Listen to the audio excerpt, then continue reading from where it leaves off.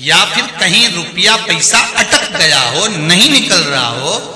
किसी व्यक्ति से कोई काम करवाना है, वो काम नहीं कर रहा, कोई फाइल आगे नहीं बढ़ रही है, कोई कार्य अटक रहा है, तो एक जल के पात्र में जल भरकर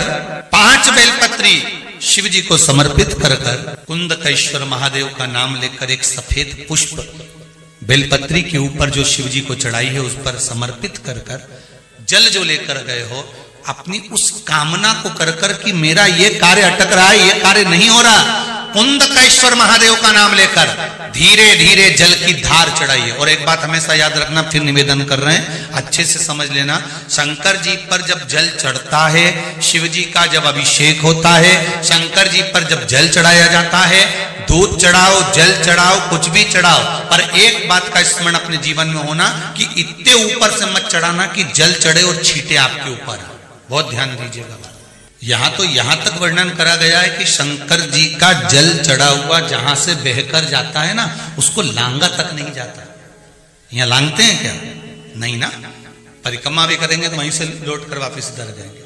शिव जी का जहां से जल बहकर जा रहा हो, चढ़ा हुआ जल जहां से बहकर जा रहा हो, उसको लांगा तक नहीं जाता। और कई लोग बड़े बड़े आनंद में शंकर जी पे इतनी ऊपर से जल चढ़ाएंगे तो वो छींटे पूरे अपने ऊपर आना चाहिए, शरीर पर आना चाहिए। नहीं, उसका दोष है महाराज, उसका दोष है। शिव जी को अगर आप जल चढ़ा रहे हो,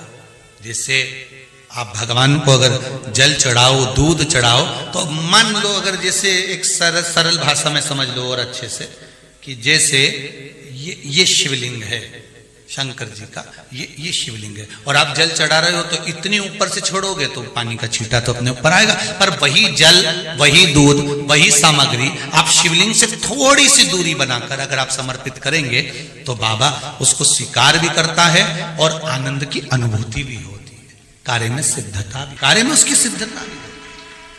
अब तुम तो ऊपर से छोड़ रहे हो जिससे वो पानी तुम्हारे ऊपर ही आए, तो वो एक अलग प्रसंग है, वो एक अलग। बहुत ध्यान देना महाराज, भगवान को कभी भी कोई भी सामग्री जैसे